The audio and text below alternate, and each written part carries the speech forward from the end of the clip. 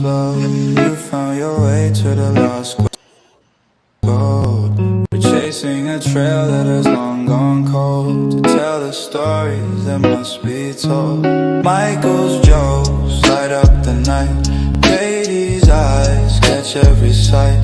MaryLynn connects with other realms. Together they unveil the tales.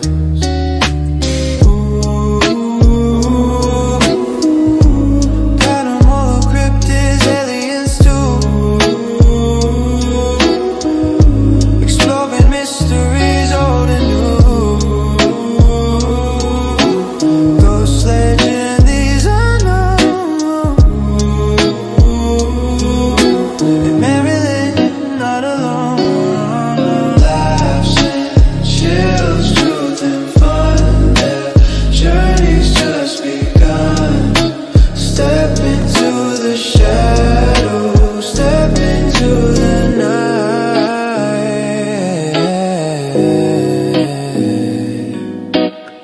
Seeking the truth that's hidden from sight.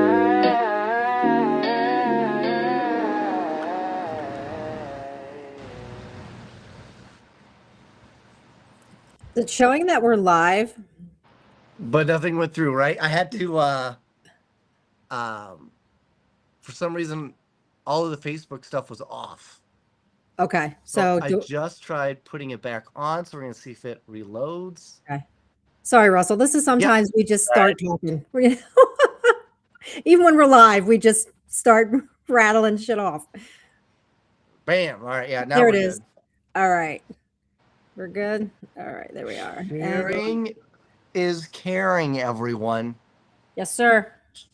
So we're going to share to anyone that's joining on. We say hello to you. We've been gone for a couple of weeks, and we'll talk about that.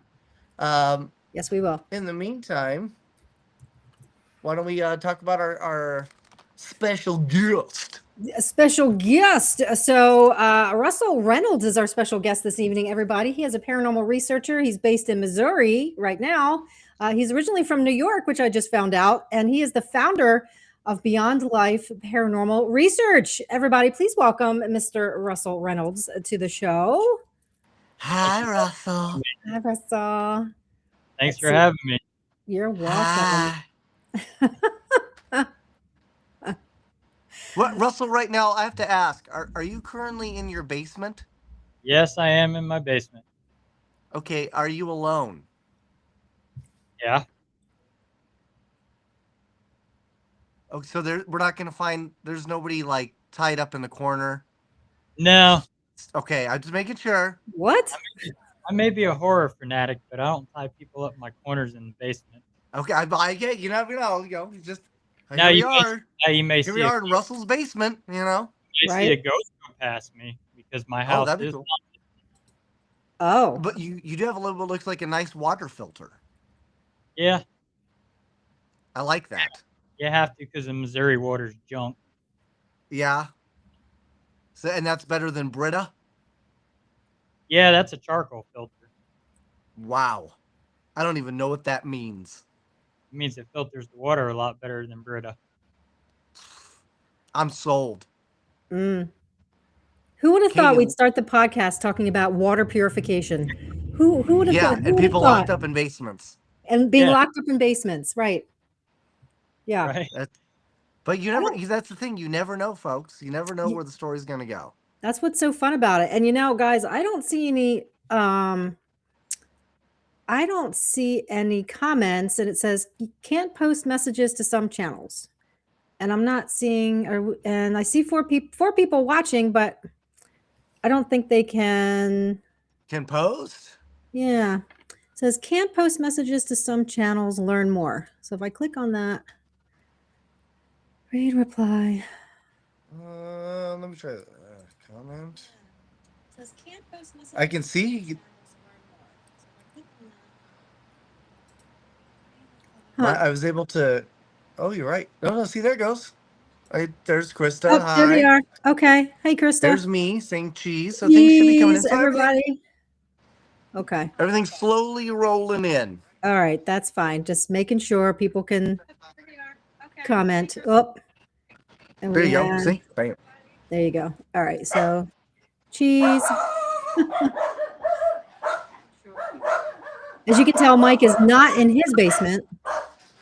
Nope. No, my dog's going nuts. Hello, Cheryl. Cheryl, what up? Hello, Krista, darling. It's just delivery. They just go nuts for the Amazon guy. Oh, is You it know? just Amazon? Is it just Amazon, Mike? Or is it all delivery guys? Oh, all delivery guys. Okay. They're equal opportunists. Okay. So that's nice, at least. You That is know, nice. Yeah. no one Yeah. is safe. Okay. They may not, they may not attack and do damage, but they will write you a very angry letter. Oh, Yeah. smart dogs. Stern, very Yeah. stern. Gotcha. Okay. So everybody, as you, yeah. oh, Go sorry, ahead. I was just going to say, as you can notice, we're down one goat in the form of MaryLynn, who's traveling. So she may pop in, who knows? But you never know. But until then, we're going to forge ahead. You can notice we're down one goat. Yeah. And see what happens.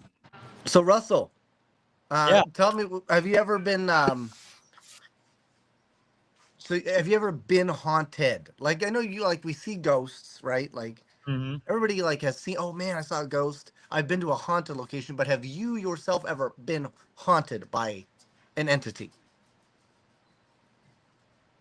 I was in a house that I lived in back in New York State, and about 3 o'clock in the morning, I seen a full-bodied apparition of a Civil War soldier standing in Oh my wow. bedroom doorway, looking at me. And you know how, like, you're one of those kids, you want to pull a blanket over your head. It's not real. It'll go away. Yeah. Well, I got the curiosity to look back up again, and it was gone. Well, things would happen throughout the night in this house. I mean, you'd hear the water turn on its own. Toilets would flush. My dad wake up, the heat would be turned down and think us kids were playing with it, but we were too small to reach the thermostat. The dog would growl and bark all hours of the night at the wall, sit there and scratch and dig. And this will kind of age me a little bit. We woke up one morning and the car was started with no keys in the ignition. Now, this is long before auto start was even invented. And Well, yeah, because you said it was back in the Civil War times. I didn't know you were that old. but my dad wanted to open up that wall that the dog was digging on. He wanted to open the attic. The attic had been nailed shut, but they were renting it with the option to buy, so he didn't want to do any damages to the house. And I mean, power would go out, you light a candle, and you'd see a breeze blow right through the candle and blow the candle out. And my mom's stuff would move around the house, and I remember them telling me a story. I had gone to school. My sister went to nursery school, and my dad was off that day from work. My mom had did my laundry and folded my laundry up on my bed. My dad walked past my room. My laundry scattered everywhere around the room. Dresser drawers were open. Dressers were tipped over. Wow. And my mom had enough. She's like, we need to get out of this house. And we stayed for probably about a couple more weeks. And then we went to my grandmother's house for dinner. And my dad come home from work. He calls up my grandmother's house from my mom, said, did you leave the water running upstairs in the bathroom in the tub? My mom says, no, why? He says, I just come home and the upstairs bathroom is flooded and there's a lamp sitting on the floor turned on. That's So pretty crazy. my grandfather came to the house and I went with him. My mom, sister stayed with my grandmother. Sure enough, the bathroom was flooded upstairs and that was it. That was enough. We moved out. Other people would move in. They would stay maybe about a week and leave. And then the house sat abandoned for quite a few years. And then when I turned about 13, a couple from New York City bought it and they started remodeling the house and they opened that wall in the attic. They found Civil War guns, money, uniforms, mats, hospital equipment. Wow. That's So crazy. that's when I started investigating the paranormal at 13 and I started doing some history research on it. come to find out, it used to be a Civil War base and hospital back in the day. And back in the Civil War, they used to take over farmhouses and make field Yes. hospitals out of them. So there was Correct. nothing Yeah. new. And being that town was so close to Pennsylvania, they would migrate up into there as well before they would march down to Gettysburg. So, Enjoy some Quaker oats. right. Yeah. And the other house that I lived in wasn't haunted, but my neighbor's was haunted. I used to go up there and stay with the neighbor's kids. I mean, my dad used to deer hunt there, and I would stay there with him once in a while. And we see a little boy sitting there in the middle of the night throwing a What up, ball. John? Hi, John. And can never explain it.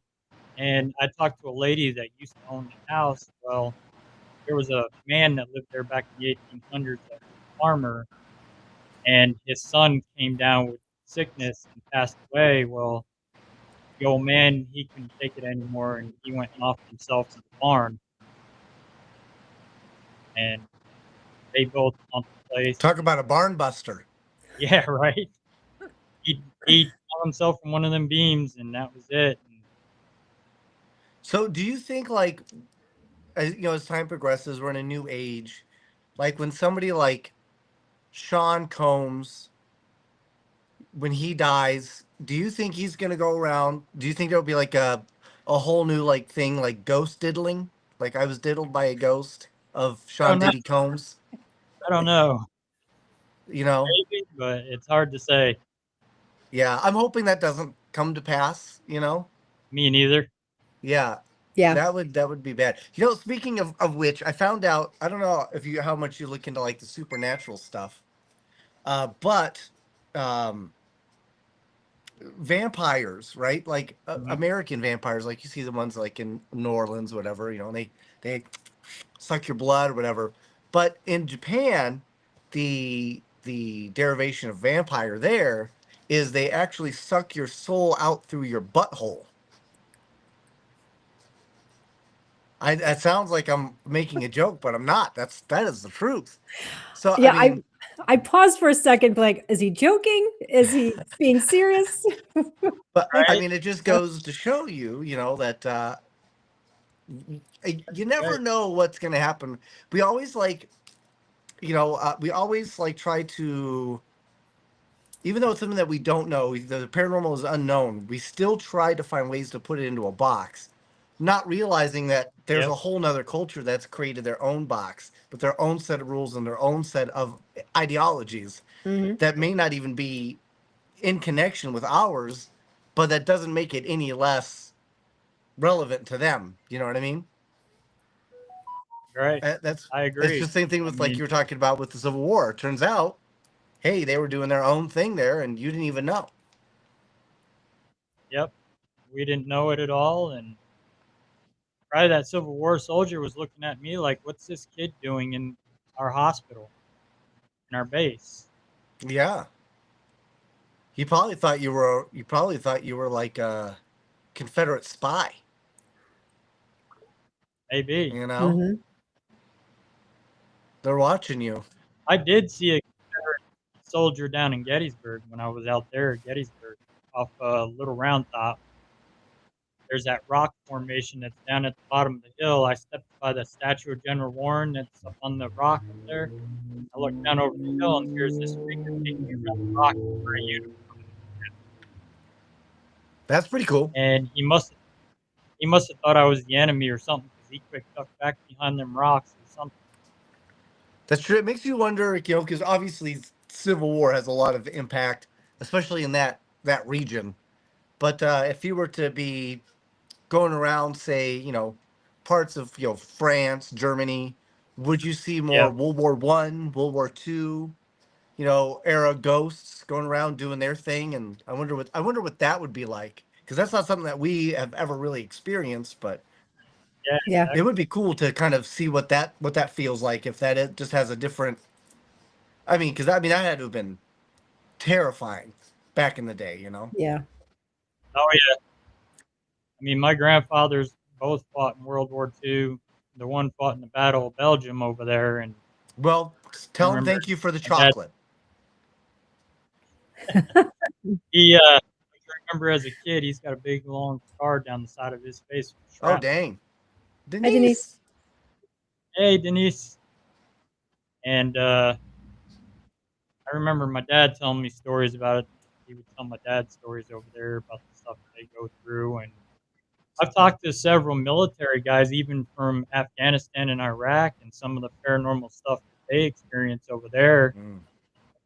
Terrence Pop, he was stationed over in that prison of Saddam Hussein's, where he would torture the political prisoners, and his bunk was right where the acid vat was that they used to destroy the bodies. And he said they were in barracks one night, and this little kid comes running through the barracks and runs right past the guards outside and then just disappears. Wow. That's crazy. And they would see all sorts of things out I remember, Mike, do you remember when we had Brian Murray on and he told us a story about, I forget where he was, but he was, a former Marine Yeah. and he was visiting some military base and he would do his night watch, night duty. And there was this, what he thought was this intelligent spirit who probably in life did the same job he did and was just kind and of by making night the duty, rounds. he means doing like the rounds, not Yeah. pooping. Right. Not pooping. Yes. Right. Yeah. So that kind of a residual energy. Yeah. Mm-hmm. So that's Which is interesting. That's common. You Yeah. see that. Yep. it makes you and hey, what up, buddy? Louis. Because like especially if you go to like the whole Europe area, like right now we have with the people that were left from World War II, whatever.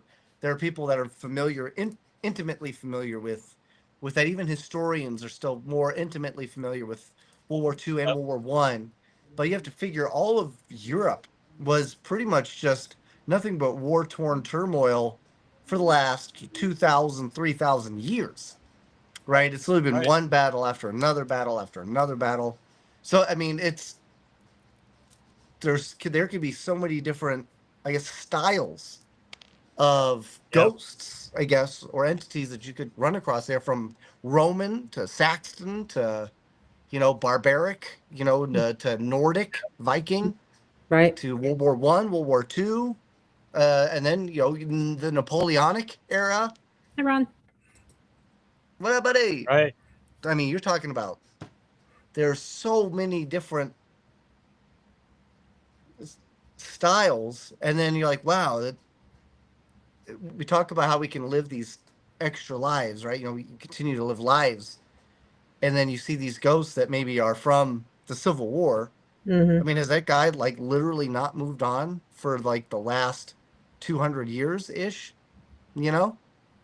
Right. Or is it where some people are just, when they leave that imprint, it's just kind of stuck based on how traumatic the imprint is.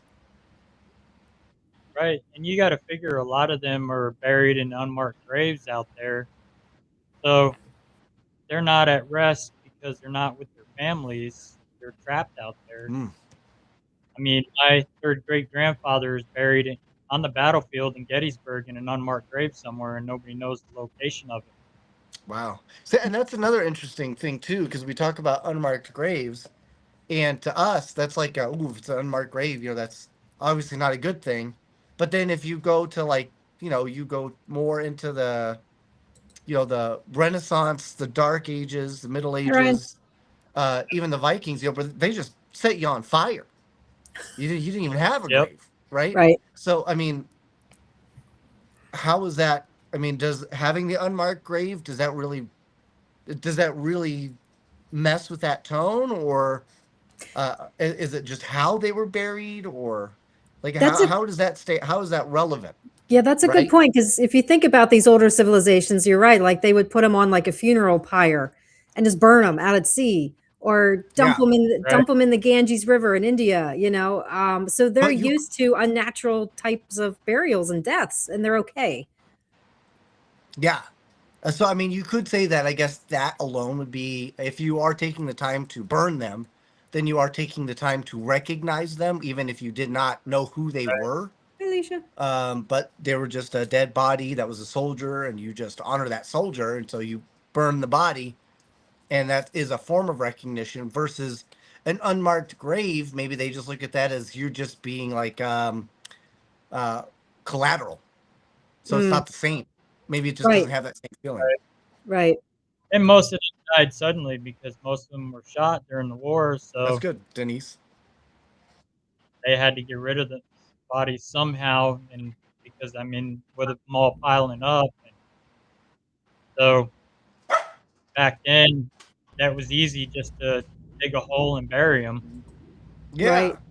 I mean, look at some of your Native Americans; they buried them above ground up on like tripods and stuff. yeah, Yeah. But suddenly, with more common deaths like Civil War and all that, if they're not given a proper burial, and marked and identified, they're restless. So right. it makes you wonder, where that line happened, where the older civilizations are like, yeah, I was burned to death. I'm fine. I'm at peace. But this newer generation of ghosts were like, screw that. I'm buried in some shallow grave somewhere. Really? So I don't know. Yeah, and witches, they were set on fire. They were burned at stake. Not all, but Yeah. especially in Europe, that was a big thing. But I guess then if they were witches, they had the ability to do magical hoodoo poo poo juju. Poo poo. We had MaryLynn for a second. She dropped Yeah, off. and then she was there for a minute, and then she was Yep. gone. Come back. Come back. I just wonder where spirits are supposed to move on to. Maybe they are exactly where they want to be. Yeah. Ultimate freedom. Well, I mean, I That's Yeah, a think good that point. also comes that is. down to, uh, from my own experience, I do think whether or not you as a being, I think you have to decide your worthiness of what comes next. Yeah. Be it a heaven, Yay! be it a hell, be it limbo, or be it a new life. So maybe there is this, or maybe even you were able to skip to a different reality, a different plane. I mean, I guess that there's a chance that who is it? Is it Samson, who had incredible strength, and then when he cut his hair, he lost his strength, right? So basically, meaning that it's all relying upon you. You are the purveyor of your own power. So it could be that you just have to realize and decide that you are in fact worthy of whatever's supposed to come next. And if you're not, Right, there's nobody that's going to be able to tell you otherwise over the power of yourself, right? Over the power of your own being. Yeah. right. You know what I mean? Katie, she stole Oreo cookies from a Smith's. She's going to hell, Oh, absolutely. Yeah. you know? I stole more than just Oreos, but we won't go there. No. What up, patty cake? What's up, Patrick? Right. Right. Russell, he's currently in his basement making skin suits for all we know. No, I'm not the Leatherface. That's good. That's good. Yeah. I'm not Ed Gein. Yeah. Right. See, and that's the one right there. Like Ed Gein was one of those people who, yeah, when you talk to him and you look at some of the records, he didn't even Mhm. realize, because he was like, he just had these moments where he just was gone, and then he came back and he didn't even realize he did these things, right? Yep. Yep. So like, how does that come into play? Is that like maybe a possession, or is that a different spirit trying to live the same body, same body, two lives? Is it him just not being able to come to terms with not being copacetic with the way life was going, so he found ways to justify it? I mean, who knows? Right. That's the weird Yeah, part of being a killer, man. that's a good point. I mean, Tony Sparrow and I talked about this a while back. It's like you take a normal person, and all of a sudden they go out and they execute somebody. What possesses them to do that? what snapped up here that causes them to do that. When they were just a normal human being, had a normal life, normal family, and all of a sudden they just snap one day and that's it. Yeah, Right. that's true. Yeah, they just go boop. MaryLynn, are you in this time? Yay. I think she's still. I think she's still trying to get in here. Is she still She trying can't. to? Yeah, I don't think she can hear. Can you hear us, MaryLynn? No. Oh, Yeah, I don't think she can hear. I don't think she can hear us. no. She might be on her phone, maybe. Could be. So, Russell, you have ties to a very famous lineage. We were Why don't talking you about explain that a little bit?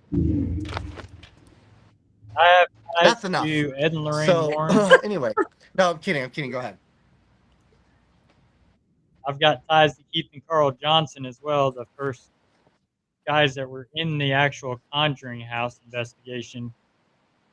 I have ties to them through my lineage with Lizzie Borden. Wow. And then with the Warrens, my lineage goes through my Reynolds line in Connecticut and Virginia, ties into the Miney family by marriage. Oh wow. And then the Stein, my Virginia line also ties into the Moran side of the family.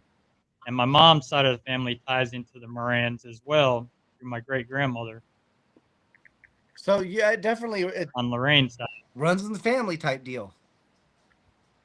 Yeah, oh yeah. So that's a And great question too. Do you think ghost hunting being sensitive? Do you think it's hereditary, or like does your physical body have something to do with that, or what do you think? I think it's a calling, especially for like me. I had passed away at 12 years old from a seizure Mm. and woke up to my mom giving me CPR. Hi, Alicia. And What up? But so since then, I was able to become sensitive, see things, and hear things that I never did before. So I believe for me, it was a calling to do this kind of work. And I didn't know back then I had the family ties to any of them. I didn't know anything about the Warrens. I Big mean, I Diesel. studied them. I've heard of them.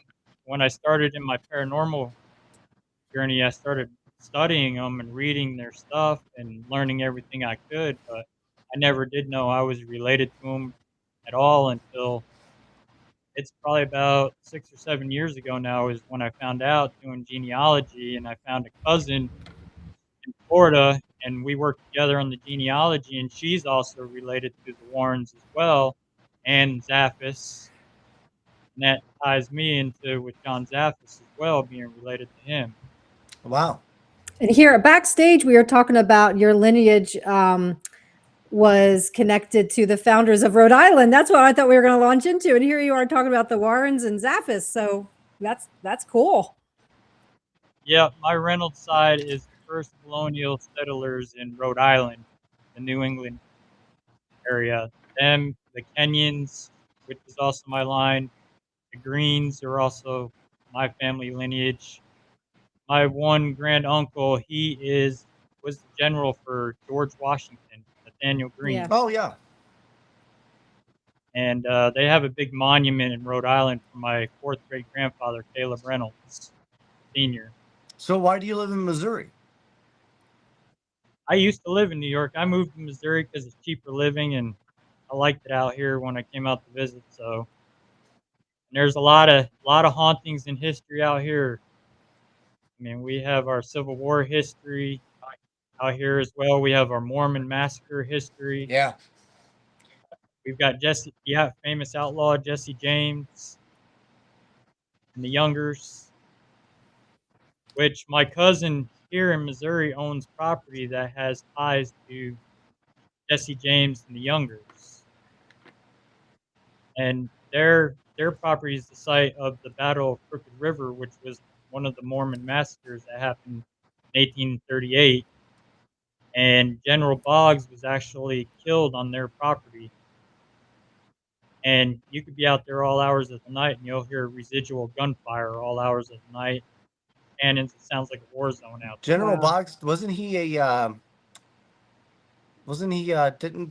baseball player? You're talking about Wade Wade Is Boggs, that not the same guy? not the same guy. Oh, I knew that. This guy was actually shot and killed out there by No. the Mormons. Fairbanks. We love that place. And that whole property had settlements all through the back. It's got confirmed Native Americans, slaves. The whole town used to be racist. There was history of the Klan out there as well. And I mean, they even had a sign that told the colored people to stay out of town or they'd be lynched. Mm. Was it? Wow. That's tough because I would find if I was part of the Klan and I had to write a sign, I would be troubled because I mean you would want to use black lettering, and then I'd be like, well, am I just, is that like, I don't know how would you, yeah. I I don't feel know. like they're just And contradictory of their own, very hypocritical. right, Racism sucks. there's another urban legend out there. There was a black man named Nate that lived up on the hill in a rundown cabin, and he was accused of practicing voodoo and witchcraft back in the 1800s. And about the time when it was frowned upon that they shouldn't be practicing that, well, militia dragged him out of his cabin and took him down in the middle of the road, and there was a tree over a bridge. They strung him up on the tree and hung him from there. And the bridge, he cursed the bridge. They don't keep boards on the bridge. It rots. If you run over it, it sounds like bones rattling. They say that's his bones rattling. Wow. Where the cabin used to sit, you go up there, you take a risk of getting bit by rattlesnakes up there Wow. like crazy. So now that we know that you're And big into the paranormal and haunted stuff, what's your take on aliens? I believe they're real. I'd like to experience a UFO. I mean, my dad has. He's seen one. There's a Yeah. few things I've seen in the air that I've kind of questioned. Like, that's definitely not an airplane. Something just sitting there hovering the way it is. When then they do that? Yeah, Yep. I've seen There's a that. few things I've. So, okay, what And if an alien dies? What if an alien dies on this planet? Can they become an alien ghost? that's a good question. That's And then would something you definitely would you call it would you call it a Galien? No, that doesn't sound right. I love that. Galleon. That's your new Galien. t-shirt, Mike. Galleon. Yeah. Yeah, there you go. A Yep. ghost alien? Ghost alien. I Galleon. got a buddy, the Rupert guy that goes out. He used to be a member of CE5. He goes out and he does meditation and communicates with them. And Oh, that's really cool. they've actually brought paranormal equipment out when he does it, and they'll get readings on the meters and all kinds of stuff out there when he does that stuff. That's pretty awesome. Well, I guess to answer that question, I Sorry. always believe that there always is that where we're able to kind of generate, your own, tales, fairy tales or whatever. Yep. I mean, they're always slightly rooted in some context of truth, but I do think like hearsay does help kind of manifest, Right. Yeah, isn't there a term for that when you're in a location that's not known to be haunted, and then you kind of I hate to use the word conjure, but you bring it into being through your own consciousness. What's the word for that? Like a thought form, I guess. Yep. A tulpo or Thank you, tulpa. tulpa, a tulpa. Yeah, that's I it. think that maybe that's what Ryan is talking about. You go to a location, it's not known to be haunted, but you're bringing your own personal baggage there. You're bringing drama there, or you just want it to be haunted so bad that you actually create some kind of spirit that never existed. And who's to say that you aren't already haunted, but it took getting to a place that already has that energy for it to get enough to manifest something. True. You can bring your own attachments into places, and if your attachment likes that place, hey, this is a cool place, I want to inhabit it, it'll stay there. Yeah, you easily can bring your own True. attachments. Just don't bring any that vibrate. Right. Yeah, that's But I mean, that's even like your haunted objects. You can manifest energy into it, and then there you go.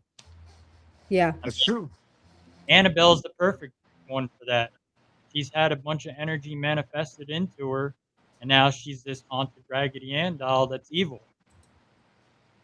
Do you think I don't know much, I know you've done a lot more study on the Warrens and stuff, but have they looked into like the alien subculture and to find out if there are alien hauntings as well, or I haven't heard they've done any of that. I know they've investigated werewolf cases, and Annie. they investigated a vampire case. I know that. okay, that's Their some supernatural stuff. their more specialty was more of the demonic hauntings and helping people Yeah. in that nature. And Yeah. Do you have a specialty, Russell? I mean, are you the type of, and because I'm like spiritual woo woo and all Yeah, that stuff. basement dwelling. Yeah. He's a basement dweller. He's a cryptid who Yeah. dwells in the basement. right, Are you the type of guy that likes to use all the gears and all the things that beep and boop and light up, or do you use more of your senses? What kind of investigator are you? I do both. Yeah. I only use 2 pieces of gear most of the time. I'll use my millimeter, my digital recorder. That's about it. Most of it, I'm relying on my senses, what I pick up. We do Yeah. use DVR cameras, so we can back up anything for a client, but majority of the time, that's all I'm using. I don't use the spirit box that much either. I was taught more of the old school way. That's how Rob Demarest taught me. Was more of the old school way. He's another one that wasn't big into the whole equipment stuff. Ah. More your senses, notebook, and stuff like that. Yeah. And that's Yeah, I like how to I travel with only my personal equipment, so.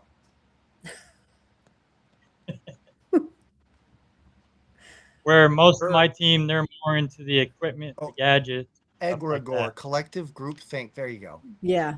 Thank you. She's trying to join us, by the way. What up, MaryLynn. Greg? Hey, Greg. But I mean, your body is more of the magnet to it anyways to pick up senses. Like when I go into a location, I won't turn on the equipment right away. I'll sit quiet in the dark and just listen. Just listen to the atmosphere, get the feeling of the atmosphere around me in the room and what's going I'll be on. asleep in 5 seconds. I'm not going to say I haven't done that, but it happens. I mean, if you're in a location, I mean, you guys know as well as I do, there's a lot of times we go out, we will not experience nothing. that's Location true. will be quiet and there'll be nothing going on, and then you end up falling asleep. If I'm falling asleep, then you know there's nothing going on in that location. Right. Yeah. For sure. And then there's other times you go out and it's just like activity right off the bat, right away. Yeah. But That's one of the thrills of it, though, isn't it, Russell? Like you don't know what you're No. going to encounter. You know, you may have expectations from other people, you know, which I try not to. When people say, "Oh, that place is so crazy haunted, you're gonna love it," I'm like, yeah, that's great, but Right. I'll experience it for myself and see. You know. Well, that's like the good thing about Missouri State Penitentiary. It's always something different every time you go there. You Yeah. never experience the same. Oh, you look like you've spent a lot of time in prisons. Tell us about that. And basements, prisons and basements. Our friend Russell. We're just joking with you. Missouri State, that's definitely an awesome place. I've been there 3 times, and each time it's always something different for me. The first time we went out, went out with a group from St. Louis that invited us, and that night, my my dad told this girl, we were at dinner with this group, and he told this girl she was touched that night. And we were down in the dungeon down there in Cell House 4 investigating. The rest of my team set up gear, and I had my camera rolling, my digital recorder, and we hear this woman yell hello through the cell block. Now, Missouri State never housed any women down in the dungeon down there. They only housed the firebug for 18 years down there. A firebug? Yeah, that was his nickname, the firebug. He had set the prison on fire during the riot, so they put him down in the dungeon for 18 years with no light. He ended up going blind. Oh, Oh, that's Yeah. from too much masturbation. masturbation. was- in the dark. His name was JB, and they would bring him out once a day into the hallway. That's the only place with light. They would let him shower once a week, and then they'd shove him right back in that dark cell again. Wow. And he's very hard to communicate with down there. He does not like to communicate with people that come down there. But we heard this woman yell hello down there, and I sent two to go check upstairs to see if anybody was yelling hello, see if anybody was in there, because they didn't want to interrupt. They went upstairs to the cell block. Nobody was up there. Wow. So that was something we could not explain. So once we got done there, we went back up into the cell block, and that girl that my dad said was going to get touched, she was watching something in the upper cells because they're known for shadows going in and out of cells up there Hey, Chris. on the catwalks. So I And this saw is it. the Missouri? Yeah, right? Missouri State Missouri. Penitentiary. Yeah. Nice. And they still do Yeah. investigations and stuff. That's Yep. cool. See, that's so funny. There's so much on the because I live on the West Coast, so Yeah, oh yeah. so much stuff I haven't seen yet. And so I went up there to check it out, and I started pacing the catwalk like a guard. And I got on the other side behind him, right above him, and I hear her go, "God damn it, something grabbed my leg." And I told her, I said, "Don't get offended by this, but you are in a cell house that housed black men." She was a black girl, and I said, to them, they haven't seen women in years, so to them, you're good looking. Yeah, I mean, yeah, right. Right. So they're gonna come after you because they haven't seen a woman like you in years. So they That's weren't true. They're allowed. gonna cat call and all that stuff. And I walked out of there, and I got looking at my arm, and on the inside of my arm, it looked like someone had taken a cigarette, burnt the inside of my arm. Wow. Well, I Wow. mean, you got fair skin, slightly thin. You might have been good looking to them too. You don't know. Yeah, I don't know. I mean, that place was known for its violence and its rape. I mean, guards and inmates died in there. A lot of them, they were stabbed to death. On death row, a guard actually had to witness 10 inmates stabbing this one guy to death. You couldn't do anything about it. They're not armed with guns or anything like that. They're only armed with a whistle and a nightstick, and that's it. And this inmate got stabbed right in front of this guard, and he could do nothing about it. And then the second time we went out there, the Devils on the Run tour was out there. Nesper was out there with the Warren's Occult Museum. That night was a little bit interesting with those items being housed in the house forward. We went down in the dungeon with the late Dan Rivera and some of the Get Haunted guys, and we were doing an Estes down there. And we were getting cell number 20. We were getting the items upstairs were coming through. And because I kept calling Dan's name several times, and that was the shadow doll doing that. And so after they got everything packed up, we went out on free roam that night. We went back down to the dungeon and tried to recreate the Estes method down there. And we were using our senses instead of a spirit box. We put the noise canceling headphones on, and we would use what our sixth sense was picking up, what was coming to our minds what the spirit was trying to tell us. And that's when I tapped into JB, and then I was picking up Cell 20, and I got talking to Wade Kirby from Nestor, and he said, yeah, the spirit of the man in Cell 20 was mad because we housed all our stuff in there for the museum in his cell, and he was not happy about it. Ah. And he went So down to what? the dungeon to get away from everybody. So what are your? When you go, do you drink? No, I don't drink. Do you don't drink at all? Cheers, Nope. spirits with spirits. Cheers, bears with birds. No, I don't drink at all. Woohoo! But they say when you do that, it enhances your senses even more into the. That's right. Yeah, sometimes. Yeah.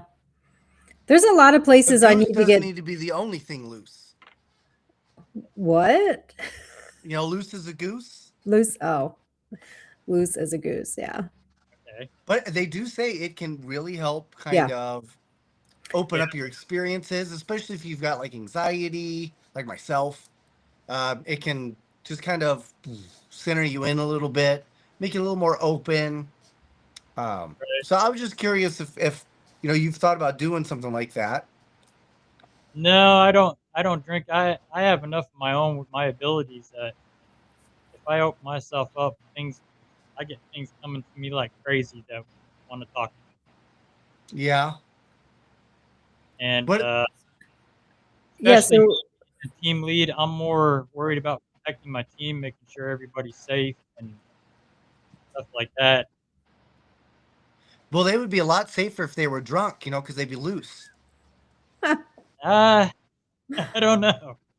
I mean, I had one girl Yeah. actually join the team, go out on her first investigation, and when she seen the video of herself sitting there digging her own face open and not even know she's doing it, that was it for her. Yeah. oh, she And was. to be fair, I would say there's been two instances where I've been like with groups, you know, like for like group investigations, Mhm. and somebody got way too smashed and like fell down the stairs.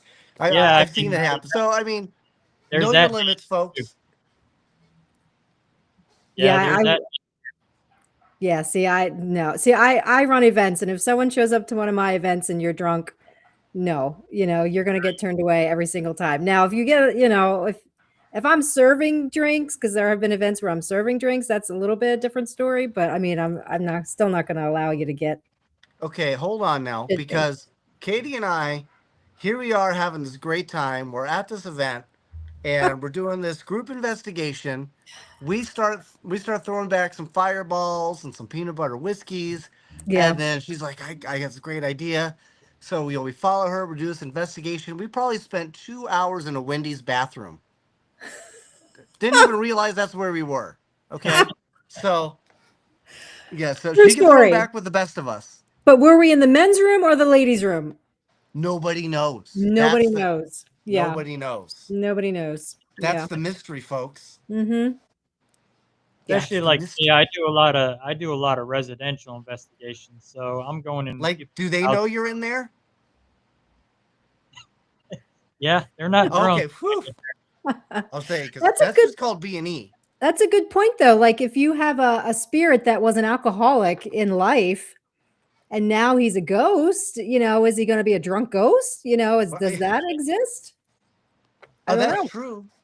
And you talk about like Civil War veterans. Sometimes like if you put like pipe tobacco out, Yep. or you know what I mean, or drink a stiff drink, they look at that as something to be cherished, right? Mm. Yep. And they go, "Oh man, yeah, that's the good stuff." Like Missouri State, when we first went, we took in some contraband. We brought in some playing cards. Went to an antique store and got an antique liquor flask, and cigarette pack holder, and we brought in some cigarettes, and we were acting like we were playing poker, dealing out cigarettes like they would do in prison. Yeah. Right. You know what's so crazy about that is you realize 80 years from now when, Russell Reynolds the third and, Katie Jr. and Mikey G the 19th or whatever, are all out doing this, and they're talking, and they're like, yeah, you know, we were doing this thing at the prison, and we were making like the old times, and you know, we were throwing out honey buns. You know, Mhm. it's gonna be so different. You know, yeah, we were using ramen noodles and honey buns. Right. Our trigger objects are going to be smash burgers and Yeah, Yeah. right. it's Yeah. crazy. Yeah, when you really think about it, Bluetooth. it's so interesting to see, to know now that times will in fact change, and they're going to be, what we're talking about now will be completely irrelevant Yep. in Mhm. 40 years. It's just, it's nuts. It's pretty wild when you think of it that way. Yeah. Right. Exactly. Yeah. I mean, these kids that are doing this now, they're our future. They're keep this going. Yeah, So right. Yeah. And you know, it makes you wonder if that is the reason why, like, Russell, you're a great example of this. Someone who is passionate about the paranormal, but he's taken the time to learn as much about the history of yep. your own lineage and of the locations you go to, because Mhm. that history is going to be important, Yep. right? Especially 40 years from now, as things change, you really hope that I guess that passing on of just generational history continues, right? Yep. To, you know, Indiana Jones, you know, whatever they would be, you know, Shaquandolin Jones or whoever. I don't know. So you kind of hope that that continues. That we don't take for granted the fact that you still got to learn. You still have to understand. You know, even if it's not exactly factual, you know, because they say history is written by the victors, you know, not the people that lose. So that can ultimately change the way it's perceived. But as long as you have those guidelines, I think it will really help with paranormal investigations. Yeah. Exactly. I mean, these newer kids, that's what they need to learn, and they need to learn the right way and not the wrong way. I mean, the way YouTube puts it out there, I mean, they're learning for all the wrong reasons and not the right reasons. Us old Yeah, school investigators, we're still doing it the old school way, the way we were taught by the old school way. I mean, I learned by Rob Dermarest from Ghost Hunters International, and he's one of the old school investigators, and he's one of the ones that don't pull no punches, and he's taught me everything I needed to learn. And then watching Ed and Lorraine Warren stuff and John Zaffis and all of those guys, I mean, and you know, the Warrens, they take their share of the heat still to this day. yeah.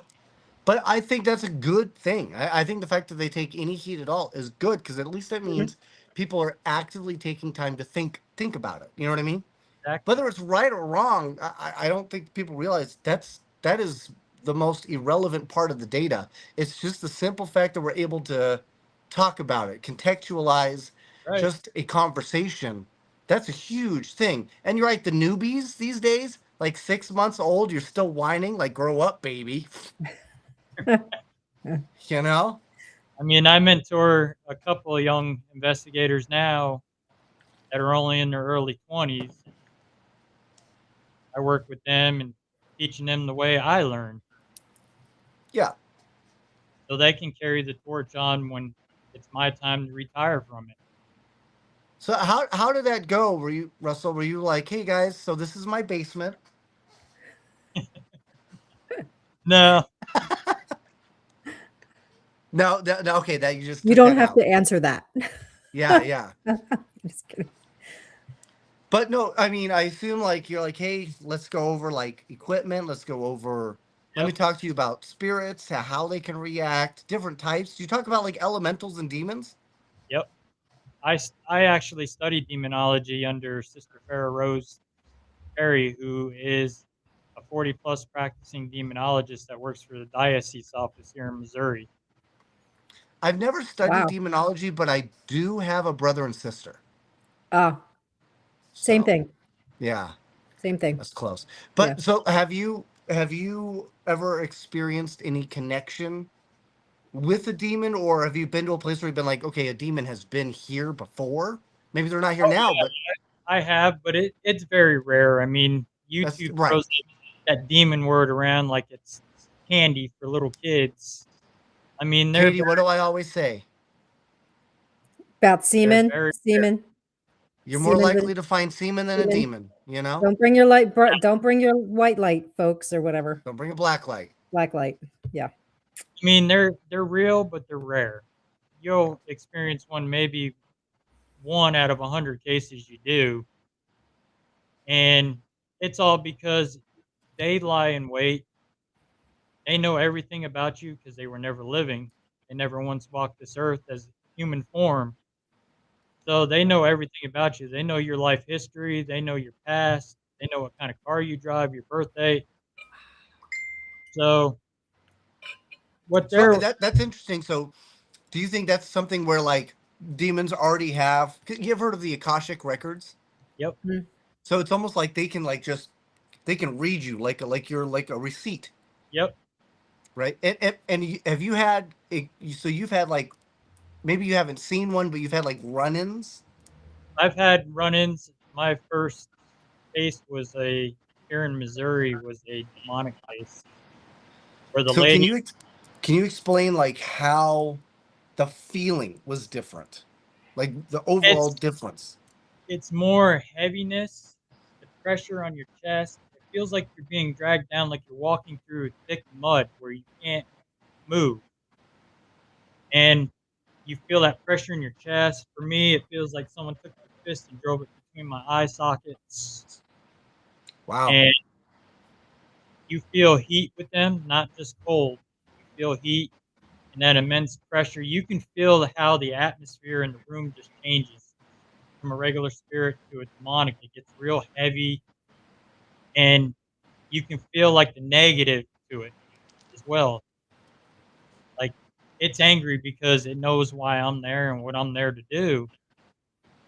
And like with me, they already know when I'm coming.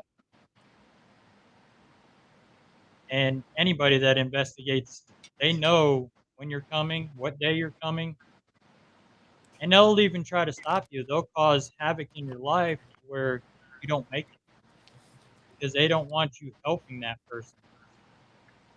Do you They know think why there's you're a lot coming of there. spirits that try to like pretend they're demons? Oh yeah, there's malicious spirits that try to act demonic just to scare people. I mean, you take a former homeowner that passed away in his home and his spirit's still there. To them, you come in the house and you start tearing the walls out, you start doing this, you start doing that, changing what they're used to. What do you want to do when a burglar breaks into your house? You want to protect your family, your property. You're going to want to hurt somebody. Yeah, I'm That's gonna hump their leg. that's basically what what they're doing. They're wanting to hurt somebody. Yeah. They're trying to hurt that new owner because they don't realize it. Them, you're trespassing. You're a burglar in their domain. Yeah. Well, and what about like maybe a spirit has grown bored and has noticed maybe people overreacting to certain signs, so they start going, "Oh my God, I can get a lot more attention Yeah, that if too. I act this out, if I portray this role for them." Yep, that too. I mean, people complain, oh, they get scratched by a spirit, and they say right away they interpret, oh, that's demonic scratches. Right. No, it's just diabetes. A lot of them, sometimes that's the only way they can communicate with you is just scratch you. Just say, Steer hey, right I'm here. the And if you've ever seen demonic scratches, they're not like fingernail scratches. They're like razor blades. Oh, yeah, I would know. So that's good. That's good to Yeah. call. Right there, I've got a demonic scratch scar from a case I did in Oklahoma. Wow. I thought maybe you sneezed while cutting cocaine. No, So, okay, well unfortunately that's not. good. Good to know. So he doesn't drink, but he does coke Yeah, right. Yeah. in his In his basement. basement. Yeah. Yeah, right in my basement. We've created this whole backstory for you, We Russell. found you out, buddy. I know, right? Little did you You've been know. revealed. Don't worry, I'll We're get you just to Rock Island. yes. Oh my gosh, Right. that's gonna be great. Yep. Yeah, we're gonna have a lot of fun out there. I think So I'm speak, I think I'm the I think I'm the master of ceremonies for Rock Island. are you? I think Yeah, Yeah, I think you are. I I think think I saw so. So you. I didn't upload that one. I we uploaded a are bunch going of to have a pictures, lot but of fun. yeah. And Candy's got me going live from there. I guess I'm going to be doing my podcast from there. Hey, that's great. Yeah. So So speaking of which, Russell, where are you where are you other than Rock Island? Where can people see you? Where can uh, they find you? All that good you, stuff. you can find me on Facebook at Beyond Life Paranormal Research Missouri, Cold Spotters, Missouri. Okay. You can find me on YouTube, Beyond Life Paranormal Research. Find me on Instagram, BLPRMO. You can also find me on TikTok at Beyond Life Paranormal Research Missouri. Some of the events I'm going to be at August 8th, I'll be in Caney, Kansas at Bordertown Paracon. I am one of the presenters this year along with my dad. We're going to be talking about demonology and residential hauntings. And Nice. then the weekend after that, we are headlining Crypticon KC. This is the first year they're doing the paranormal at Crypticon KC, so we're headlining there, going there to represent the Warrens. Nice. And then after that, we will be at West Kentucky Paranormal Expo in September. And then that will be September 26th. And then October 3rd, we'll be at Rock Island. And then October 16th, we'll be at Marshall Cinema at the Haunted House.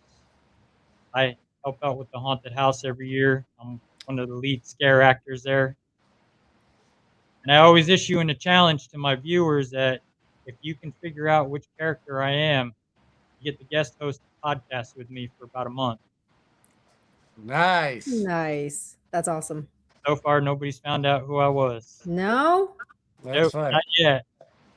Out of all the 2,000 people that show up, nobody's found out who I was yet. I Okay. feel like you should dress up as a clown. You could be Reynolds McDonald. The past few years, the first year I did Michael Myers. Oh, nice. The second year I did this, looks like a skeleton sack killer in the missing persons room. And then last year I was Jason Voorhees. Oh, you should dress up as Brandon Lee Oh. from the movie he got killed in. From the Crow. Well, Yeah. he could be Russell Crowe. Russell There you go. Russell Crowe. There you go. Bam! You just gave it away, Mike. Now I know. What am I? Yeah, What am you I just thinking? gave my character away. Darn Right? it! Russell Crowe. Darn it all to heck! Oh, I Yeah. tell you what, it's a good time doing that haunted house. I mean, we scare a lot of people. I actually scared a bunch of bodybuilders. I thought they were Nice. uh, Yeah. They come in the room. They had a whole Camp Crystal Lake set up where I was, and there was another kid in there with me dressed in this black costume with these white-looking teeth. And he would stand like a statue, and they thought they had to go out that exit. Well, they got focused on him. They didn't know about me, and I come stalking up behind them. They turn around, they fall backwards when they see a machete coming at them. Oh yeah. That'll do it. Yeah, that'll scare you. Yeah. Hell yeah. I had one lady ask where the bathroom was. And then shit on the floor. Get in her pants. Oh no. Oh, wow. That's a Oh, badge yeah. of honor, Russell. You made a lady shit her pants. Talk Yep. about It's I'm always fortunate. 43. Proud I've moment. never shit my pants. I have pooped the bed on accident. Oh. I gambled and lost on a fart. I had food poisoning. Okay. But well, I'm fortunate. I've never That's- actually pooped my pants. That's understandable. The first year when I did Michael, they had me go outside and work the line, and the paper got a picture of Michael Myers walking the streets of Marshall, Missouri, with a butcher knife. Oh, that's funny. Well, That's these group of kids, when I come out the exit, the one staff was walking with me, and there's these group of kids walking.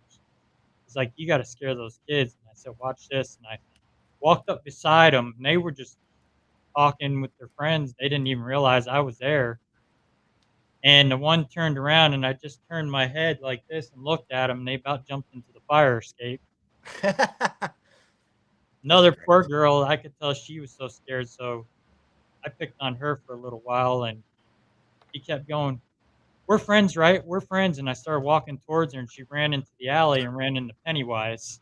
Oh yeah. Another That's lady, another rough one.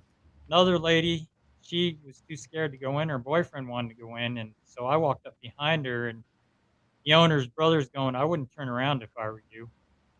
You think you're scared now? I wouldn't turn around." And her boyfriend looked back and he grinned, and I'm standing right behind his girlfriend. Well, she decided to back up even more, bumped Right into into you. and turned around and saw Michael Myers standing there with a butcher knife. Dang. Nice. Well, we were talking about backstage, Russell, about how you don't let the grass grow beneath your feet, and you weren't kidding. You are here, there, and everywhere this year. So Yeah, hopefully we can catch you on the road. Hopefully I get to meet you in person. You have the honor of seeing Mike in October at Rock Island. Hopefully I get to see you at some point and meet you in person and shake your hand. So in the meantime, have fun. Take care of yourself. Yeah. Thanks, Yeah. guys, for Hey, tuning guys. in. Yeah. We'll catch y'all next week. Yeah. We lost our outro, so it's going to be kind of a weird ending. So I'm literally just going to end the stream. Literally My just going to end the heart stream. will go on. Right. We'll sing a little hello, goodbye, Auf Wiedersehen, Right. whatever. So, all right, guys. Thank you everybody for watching. Thank you, Russell Reynolds, for being our guest this evening. We appreciate your time. I hope Nice- everybody enjoyed a little R&R. R&R from the basement. Yes. So From the basement. yes, from the basement. So good night, everybody. Signing off.